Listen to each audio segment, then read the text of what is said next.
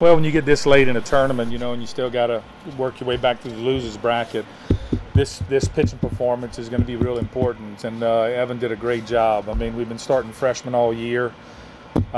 They've done a phenomenal job. Tonight, he did a beautiful job for us. They did force his hand a couple innings, made him throw some 20-something pitch innings, and they ran him up to 110. All year long, we've been trying to keep our freshmen under 100. Tonight he went a little over 110, did a great job for us. And then from there we turned it over to Sharp, played good defense. And then our hitters did a good job early. They did shut us down midway through the game, but because of good pitching with Evan, we were able to get this one in, so now we survive and advance. Questions for student athletes?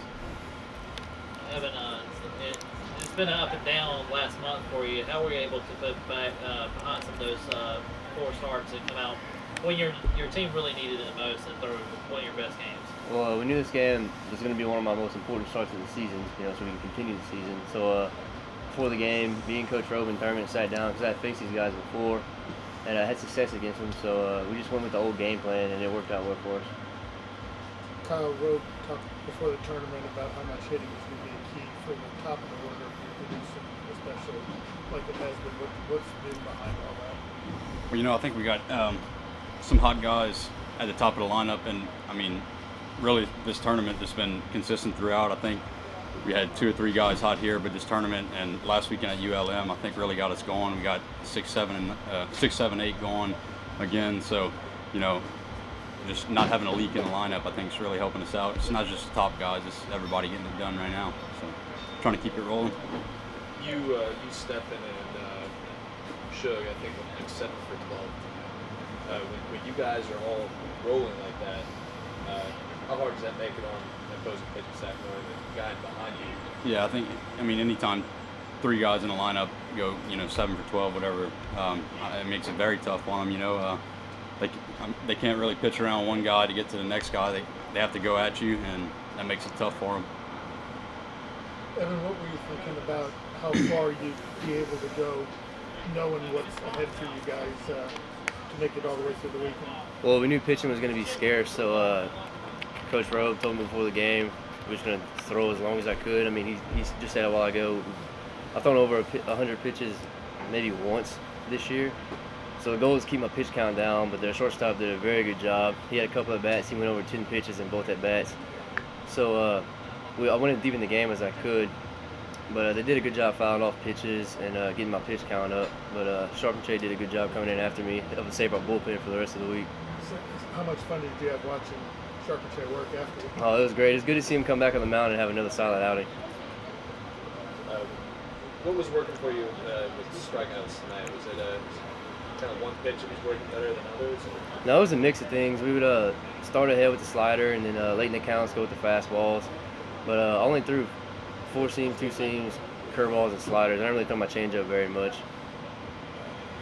Kyle, now having dealt with Texas State, what's going to be key against them now? I think having a chip on our shoulder, game 1 didn't go like we wanted it to. I specifically had a little blunder, but I mean, I think we can use that tomorrow, have a chip on our shoulder and come out and play like we can and get it done. A lot of credit too on how he's responded from that. A lot of credit. It says a lot about who he is. Any other questions for student athletes? Thanks, guys. Questions for Robichaux? How about the pitching performances of those 2 guys who had some up and down moments? How have they been able to rebound, especially when you needed it, when you need pitching in a team in a tournament like this? Well, I think the big thing is just experience. Our freshmen are continuing to grow. They've been through so much. My biggest worry was how would they handle a conference tournament. They haven't handled this before. So that was a big issue, but he handled it really good tonight, and we skipped him a start to let him kind of do a little bit more waiting onto his next outing, and he just did really good tonight. And Sharp's been good, man. He's a strike thrower. He got into a little bit of rut and started running from the strike zone and started tiptoeing. And tonight he did a better job of coming back into the strike zone instead of tiptoeing all around the zone. Is Sharp and Trey kind of a big stage type guy? Because he at the Sun Belt tournament last year, he produced third. Well, I like him as a bridge gapper. He can start, he can long relief, he can do a lot of things. And what I like about him is he's not very big, and people watch it. He'll run a fastball up there 88 to 90, and he'll catch you napping inside if you're not watching, because he looks like he's 10 years old, but he can go out there and he's got a little bit of velocity behind that little body, and he pitches a lot bigger than he really is. And he just hit some rut. The only rut he had leading up to this and Guillory's was just they were tiptoeing around the strike zone. And tonight they did a better job of attacking the strike zone instead of tiptoeing around it. So how do you, Coach, top 4 hitters in your lineup got 8 hits. Talk about the production they had tonight. Well, those guys have been so good for us all year, all year. It's just our bottom kind of got cold for a while, and we were running with kind of half of a lineup. And the one thing JT and Coach Babb has really done with our hitters is going into Monroe. They really worked the bottom of that order up, and that bottom of the order has really gotten going for us. So JT and Babb's done a great job in this conference tournament. We wet the bed the other night and gave up 5 runs in the first inning, and the hitters bailed our pitching staff out. So tonight I told the pitchers that, look, runs are going to be at a premium probably tonight, because when you score a lot of runs, the next game usually runs are at a premium. So we're going to have to pitch tonight. We owe the hitters, because they bailed us out the other day with a 5-run first inning. So, but Jeremy and Babb's done a great job preparing our hitters all throughout this tournament.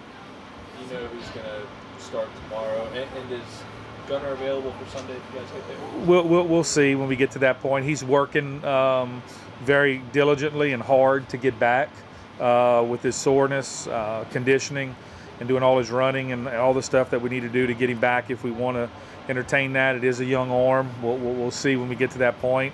Right now, Mark's threw very well against these guys up there, and it's between him and Bacon. We'll sleep on it as coaches and decide what we're going to do to win. And I think we're going to need both of them anyway. So we'll see when we wake up tomorrow morning.